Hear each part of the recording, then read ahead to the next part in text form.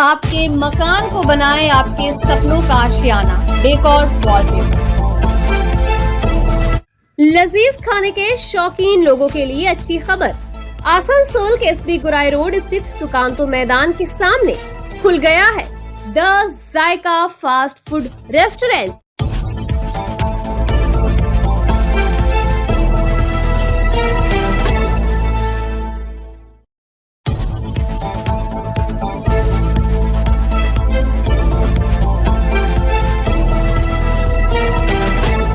जनता को इन मुश्किल हालातों में राहत पहुंचाने के मकसद से RLK नर्सिंग होम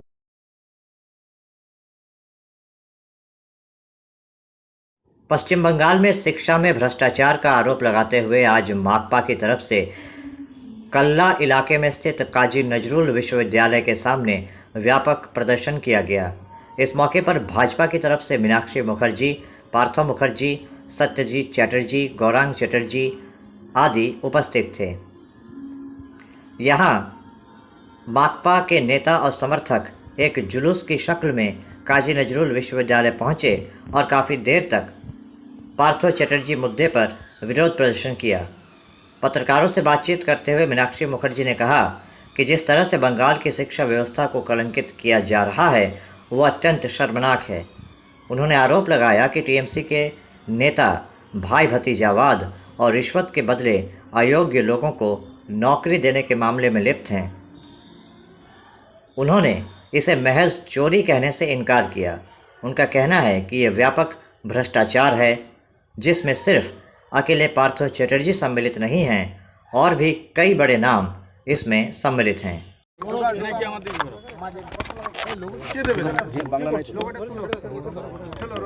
আমরা আমাদের জেলার নেতৃত্বরা কমরেড পার্থ মুখার্জি, মনোজ দত্ত, পঙ্কজ রায় সরকার, সত্যদা এবং ভুটুদা এবং তার সঙ্গে আমরা গিয়েছিলাম ভেতরে কথা বলতে। কিন্তু আমরা এটা জেনেই গেছিলাম যে একা কেউ কোনো একটা কনসার্নে চুরি করতে পারে না বা দুর্নীতি করতে পারে না, সবাই যুক্ত থাকে এবং ওনারা সবাই মিলে হয় ঢিল দিয়েছেন নইলে ওই দুর্নীতিকে তারা ধামাচাপা দেওয়ার চেষ্টা করেছেন। ফলত আজকে এগুলো সব বেরিয়ে আসছে। আমাদের পরিষ্কার কথা, গোটা ভারতবর্ষে, গোটা পশ্চিমবঙ্গে শিক্ষা ব্যবস্থা হচ্ছে দেশ এবং রাজ্যের বিকাশের একটা বড় স্তম্ভ এবং সঙ্গে এটা একটা চাকরিরও জায়গা এবং ওই চাকরির ক্ষেত্রে এটা দুর্নীতি, স্বজন পোষণ, মেধার পরিবর্তে ঘুষকে জায়গা দেওয়া এবং সরকারি সিস্টেমের প্রতি সাধারণ মানুষের আস্থাকে ভেঙে তছনছ করে দেওয়া, এর পিছনে একটা গভীর চক্রান্ত আছে। আর গভীর চক্রান্ত না থাকলে যারা লেখাপড়া করে পাস করে মাস্টারমশাই, দিদিমণি, মন্ত্রী, অধ্যাপক, অধ্যাপিকা হচ্ছেন তারা এভাবে মুখ বুজে বসে থাকতে পারেন না। এই বড় চক্রান্তের শুধুমাত্র এখন একটা সুতো খেই ধরা গেছে। এই খেই ধরে গোটা সরকারটা পড়বে এবং এদের লিঙ্ক, এদের টিকি যে দিল্লিতে বাঁধা আছে এটা পরিষ্কারভাবে সাধারণ মানুষের কাছে আসবে। আমরা ওনার কাছে স্পেসিফিক কয়েকটা দাবি করেছি, যে দাবিগুলো যে যাদের নামে অভিযোগ আসছে তাদের যোগ্যতা প্রকাশ্যে দিতে হবে। যারা ছুটিতে আছেন, মোনালিসা ম্যাডাম, সেই মোনালিসা ম্যাডাম কিসের ভিত্তিতে এতদিন ইউনিভার্সিটিতে না এসে উনি থাকতে পারেন এবং এই ইউনিভার্সিটিকে কেন্দ্র করে অসংখ্য একাধিক অভিযোগ এই ইউনিভার্সিটির বিরুদ্ধে ছাত্রছাত্রীদের আছে। সেই অভিযোগগুলোকে স্পেসিফিক করা, ওনারা যদি এই প্রথম পর্বের প্রশ্নের উত্তর আমাদেরকে দিতে পারেন তাহলে এই ইউনিভার্সিটিকে রক্ষা করার দায়িত্ব ছাত্র যুব আন্দোলন এবং আমাদের পার্টির পক্ষ থেকে আমরা নেব। আর যদি এই প্রশ্নের উত্তর ওরা না দিতে পারে তাহলে এই ইউনিভার্সিটিকে চোরেদের বাসা তৈরি করতে আমরা দেব না। কর্তৃপক্ষের মুখে কুলুপাটা আছে। মমতা ব্যানার্জি বলেছিলেন লিকোপ্লাস্ট লাগাতে, আজকে যখন আমরা বলছি তখন উনি বলছেন যে জিভ কেটে নেব, আর ভেতরে ওনাদের যারা সংস্থার যারা আধিকারিকরা আছেন তারা এখন মুখে লিকোপ্লাস্ট লাগিয়ে আছেন, ওরা উত্তর দিতে পারছেন না। কারা প্রভাব খাটায় না বলুন তো? এই সরকারে পঞ্চায়েতের সাধারণ মেম্বার পর্যন্ত পাড়াতে হুমকি দেয়। আনিসকে খুন করে দিল, প্রধান কি বলল? যেখানে কার এত বড় দম আছে যে আমি ছাড়া হুমকি দেবে? এ তো মানে জঙ্গল রাজ চলছে পশ্চিমবঙ্গে। আমরা সাধারণ মানুষকে আপনাদের মাধ্যমে আমরা এই বার্তা দিতে চাই যে এবারে জলটা মাথার উপর চলে আসছে। আপনার ভবিষ্যৎ, আপনার বর্তমানকে সিকিউর করার জন্য আপনার লড়াইকে আপনাকেই নিতে হবে। আমরা সাথে আছি, আমরা যে লড়াইয়ে ছিলাম সেই লড়াইই থাকবো। নির্লজ্জ তাই মন্ত্রিত্ব আছে। একদম দোকান কাটা বেহায়া হয়ে গেছে পার্টিটা, তাই মন্ত্রিত্বে আছে। আসলে তা নয়, ওই মন্ত্রিত্বের হচ্ছে এগুলো পায়া, ওইটা পড়ে গেলে ওই মুখ্যমন্ত্রী পড়ে যাবে, ওই জন্য এখনো যায়নি। একা কেউ দোষী হয় না, আমি আবারও বলছি, যদি এখানে মোনালিসা ম্যাডাম দোষী হন তো উনি একা দোষী নন।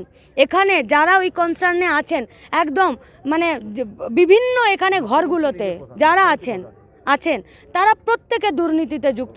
আর যিনি প্রধান আছেন মুখ্যমন্ত্রী, তিনি বলবেন যে না আমি কিছু জানি না, এ হতে পারে নাকি? এ হয় না। যারা আছে, হ্যাঁ করে দেওয়া উচিত, এদের দাবি করা উচিত নয়, এদের করে দেওয়া উচিত, কিন্তু এরা নির্লজ্জ, এরা নিজেরা পদত্যাগ করবে না, এদেরকে টেনে নামাতে হবে। আর টেনে নামানোর জন্য প্রত্যেক দিন পশ্চিমবঙ্গের এমন কোনো রাস্তা নেই যে রাস্তায় সাধারণ মানুষেরা নামছে। বিজেপি বলছে 38 জন তাদের সঙ্গে যোগাযোগ রেখেছে এমএলএ মিঠুন চক্রবর্তী তো কালকেই এসেছিলেন, যখন কলকাতায় আমরা মিছিল করছিলাম তখনই। যদি 38 জনের যোগ আছে তাহলে শুভেন্দু অধিকারী, যিনি সবথেকে বেশি এই বিষয়ে টাকা খেয়েছেন, ওই শুভেন্দু অধিকারীকে আগে ওখান থেকে বার করুক, তারপরে বলবো ওরা ওই সব কথা। আজকে ভোট হলে বিজেপি সরকার গঠন করে লাভ কি? যে মমতা ব্যানার্জিকে মুখ্যমন্ত্রী করার জন্য শুভেন্দু অধিকারী, ভারতী ঘোষ জঙ্গলমহল থেকে গোটা পশ্চিমবঙ্গে চক্রান্ত করলো, আজকে ওরাই তো বিজেপির সব থেকে বড় জায়গায় আছে। ফুল বদলে তো লাভ নেই, মুখগুলোও বদলে লাভ নেই, পলিসি পাল্টাতে হবে। ওরাও তো দেশের সরকার, আমি তো বললাম আগেই যে দেশের সরকার এই যে এডুকেশন যে এনইপি যে এডুকেশন যে পলিসিটা নিয়ে আসছে, সেই পলিসির মূল লক্ষ্যই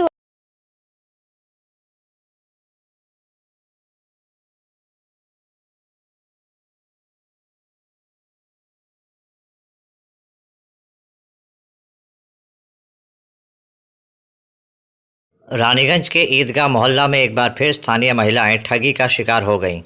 आपको बता दें कि हाल ही में 35 नंबर वार्ड के ईदगाह मोहल्ला में ज़ाफ़रान नामक एक व्यक्ति पर दर्जनों लोगों को चूना लगाने का आरोप लगा था। उसने ज़मीन दिलवाने के नाम पर लोगों से पैसे ऐंठे थे। उस घटना की याद अभी यहाँ के लोगों के दिलों में ताज़ा है।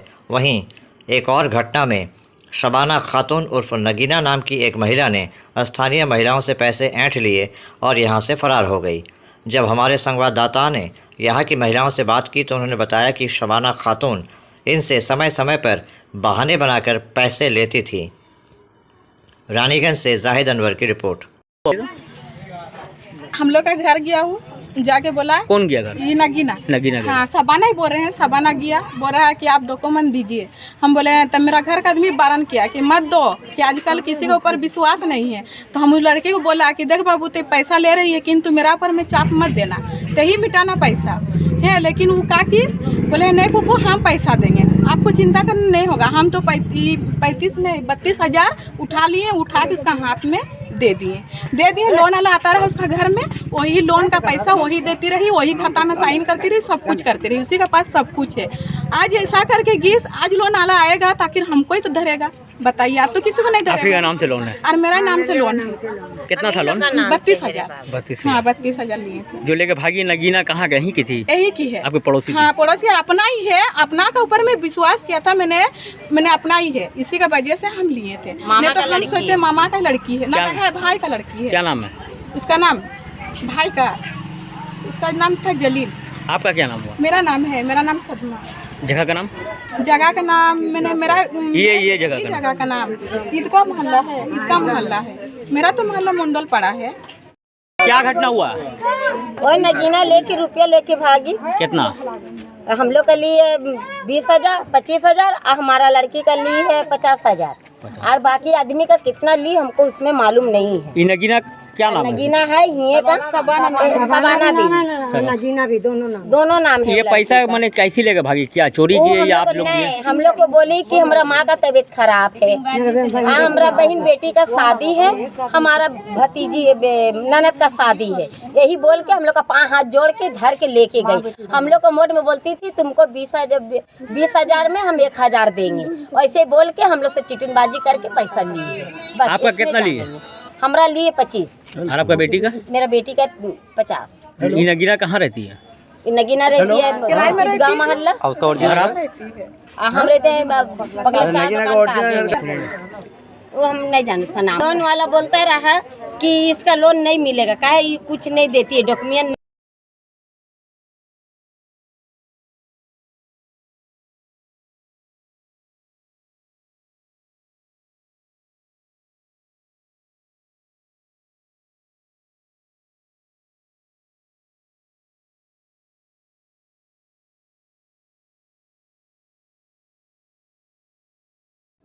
आज आसनसोल चैम्बर ऑफ कॉमर्स के सचिव शंभुनाथ झा, अध्यक्ष ओम बगड़िया आसनसोल नगर निगम पहुंचे।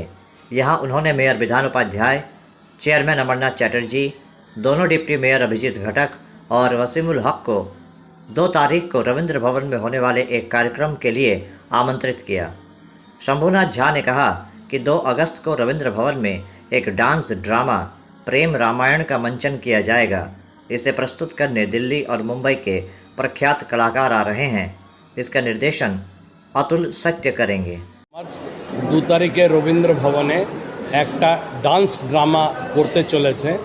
ব্যবসায় তো আমরা সব সময় করি, কিন্তু মেম্বারদের প্লাস জনগণের এন্টারটেনমেন্টের জন্য 2 তারিখে রবীন্দ্র ভবনে প্রেম রামায়ণ বলে ডান্স ড্রামা আছে, যেটা ভারতবর্ষের বিখ্যাত ডাইরেক্টর অতুল সত্যজি, ওনার ফুল টিম আসছেন এখানে, বম্বে দিল্লি থেকে বড় বড় আর্টিস্ট আসছেন।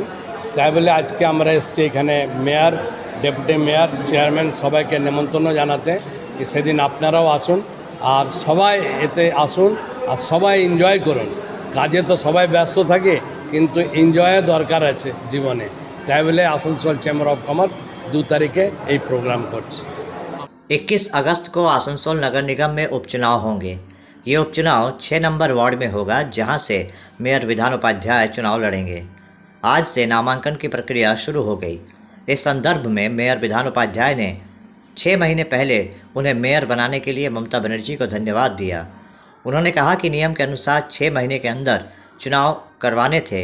यही वजह है कि 21 अगस्त को चुनाव करवाए जाएंगे। आज से नामांकन की प्रक्रिया शुरू हो गई।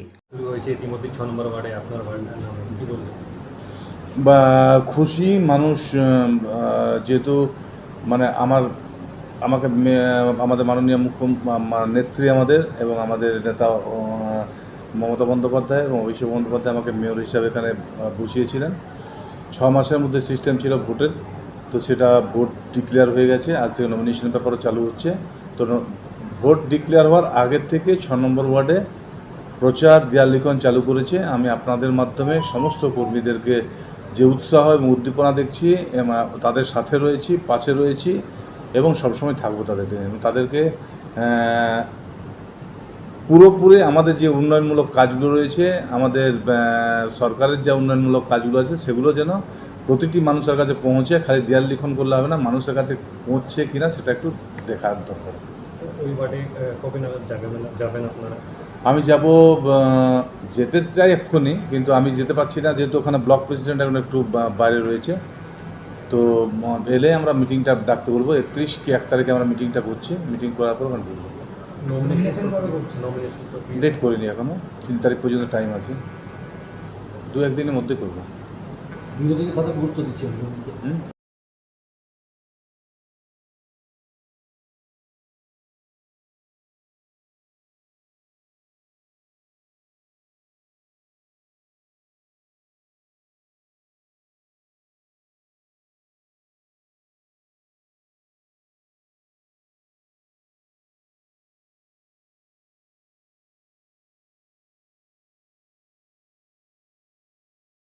रानीगंज में बीते 3 दिनों से कृत्रिम अंग प्रत्यारोपण का शिविर लगाया गया था। मारवाड़ी युवा मंच और रामकुमार खेतान ट्रस्ट के साझा प्रयास से ये कैंप लगाया गया था। 26 जुलाई से शुरू हुए इस कैंप में दिव्यांग लोगों के हाथों और पैरों का नाप लिया गया। 27 जुलाई को इन अंगों का निर्माण किया गया और 28 जुलाई यानी गुरुवार को इन अंगों को दिव्यांग व्यक्तियों को सौंप दिया गया। इस संदर्भ में रामकुमार खेतान ट्रस्ट के सचिव और समाज सेवी हर्षवर्धन खेतान ने कहा कि 26 जुलाई से 3 दिवसीय कैंप लगाया गया था, जहां कृत्रिम अंगों का प्रत्यारोपण चल रहा था। आज शिविर के आखिरी दिन उन अंगों को दिव्यांग लोगों को सौंप दिया गया। उन्होंने बताया कि 175 लोगों को ये कृत्रिम अंग सौंपे गए। हर्षवर्धन खेतान ने कहा कि पिछले 1.5 महीने से रानीगंज ही नहीं बल्कि आसपास के इलाके के लोगों को इस बात की जानकारी दी जा रही थी और नाम पंजीकृत किए जा रहे थे। आज 175 दिव्यांग लोगों को नकली हाथ और पैर प्रदान किए गए।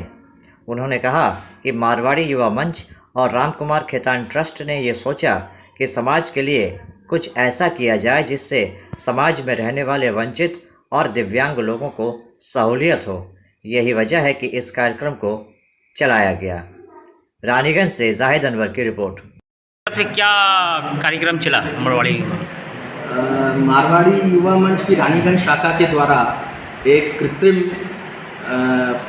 अंगों का प्रत्यारोपण का एक कैंप यहाँ पे आज त्रिदिवसीय जो था उसका समापन समारोह है। तो जिन की पात्रता थी, जो दिव्यांग भाई बहन जो आए थे 26 तारीख को अपना यहाँ पे परीक्षण करवाने, और जिन जिन का ये पाया गया कि इनको प्रत्यारोपण की आवश्यकता या हो पाएगा, उनका नाप लिया गया था और वो लोग आज आए हैं अपने अंगों को लेने के लिए।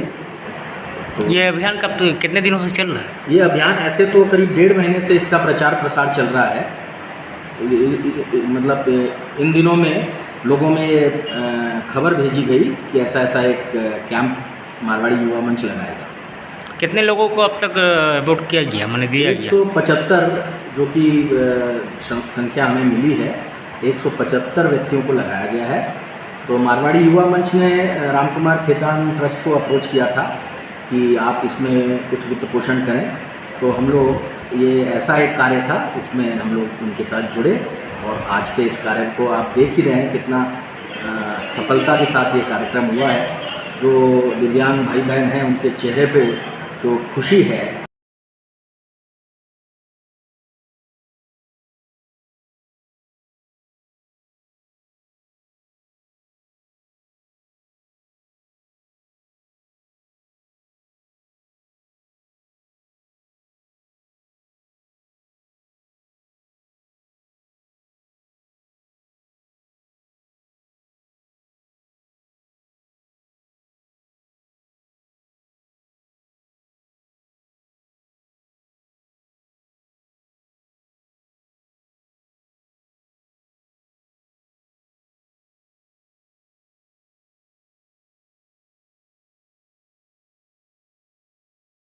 सालानपुर पंचायत समिति की पहल पर सालानपुर ब्लॉक में 31 भूमिहीन परिवारों को पट्टों के अनुदान कार्यक्रम में बाराबनी विधायक एवं आसनसोल मेयर विधान उपाध्याय, सालानपुर पंचायत समिति के अध्यक्ष फाल्गुनी घासी, उपाध्यक्ष विद्युत मिश्रा, सालानपुर ब्लॉक पदाधिकारी राजेश कुमार सहित तमाम गणमान्य लोग मौजूद थे।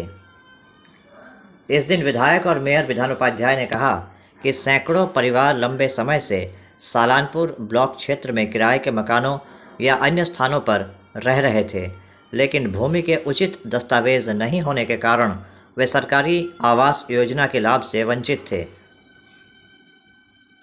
आज सालानपुर ब्लॉक के अंतर्गत रहने वाले लगभग 31 परिवारों को मुख्यमंत्री ममता बनर्जी के सहयोग से जमीन के पट्टे मिल गए। सौरभ शर्मा की रिपोर्ट। আজকে আমাদের মাননীয় বিধায়কের উদ্যোগে এবং সালানপুর পঞ্চায়েত সমিতির সহযোগিতায় আমরা এখানে 31 জনকে পাট্টা তাদের হাতে তুলে দিলাম, যাতে আগামী দিনে তারা সেই জায়গায় ঘরবাড়ি করতে পারে। মানে এটা দীর্ঘদিন ধরে আটকে ছিল এবং আমরা সবসময় চাইছি মানুষ যাতে বেশি বেশি পরিষেবাটা পায় আমাদের সরকারের তরফ থেকে এবং মাননীয় বিধায়কের তরফ থেকে এবং সালানপুর পঞ্চায়েত সমিতির তরফ থেকে এই পাট্টাগুলি তাদের হাতে তুলে দিতে পারি। আজকে আমরা খুবই আনন্দ। কত মানে কোন কোন এলাকার রয়েছে মানুষ? এখানে শামডি আছে, আচরা আছে আর রূপনাথপুরের 4 জন আছে। কিভাবে তাদেরকে দেওয়া হবে বাড়ি জায়গাগুলো, পাট্টাগুলো? মানে আজকে তাদের হাতে পাট্টাগুলো তুলে দেওয়া হলো এবং আগামী দিনে আমরা একটু চিন্তাভাবনা করে সেইভাবে ওদের হাতে মানে সেই পরিকল্পনা করে আমরা আগামী দিনে এগিয়ে যাব যে তারা কীভাবে এটা একটু সফল হবে। এর মধ্যে কি ইনক্লুড ঘর রয়েছে, মানে বাড়িও রয়েছে এই পাট্টার মধ্যে? না না, পাট্টাটা তাদের হাতে তুলে দেওয়া হলো এবং খুব তাড়াতাড়ি তাদের অ্যাকাউন্টে টাকা ঢুকে যাবে এবং সেই মানে BAY আমাদের যেটা বাংলা আবাস যোজনা টাকাটা সেই টাকা।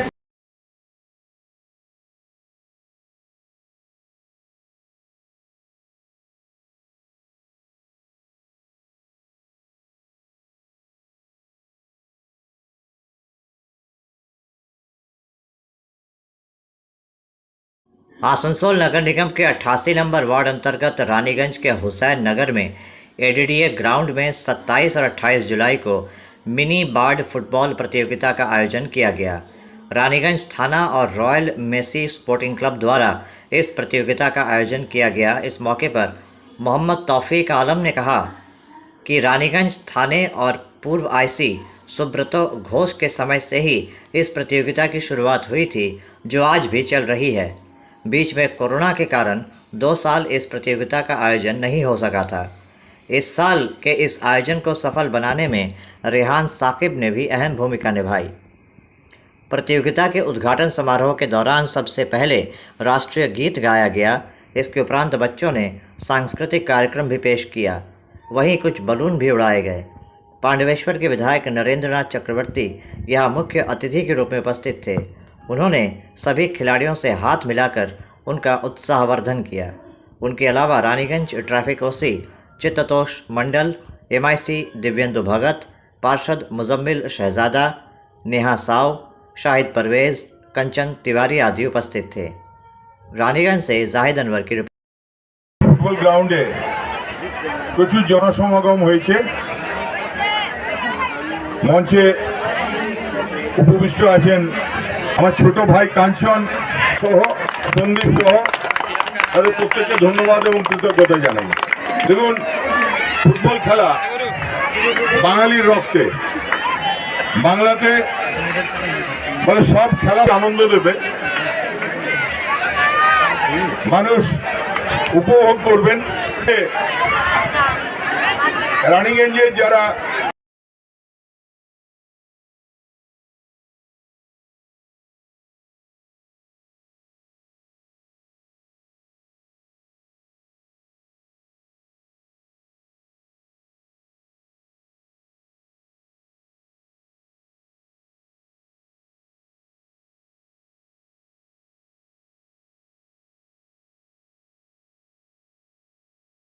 आज रानीगंज के NSB रोड इलाके में स्थित श्याम बाल मंदिर चैरिटेबल ट्रस्ट की तरफ से NSB रोड इलाके में निर्माणाधीन मंदिर परिसर में कोरोना के पहले दूसरे डोज लगाए गए।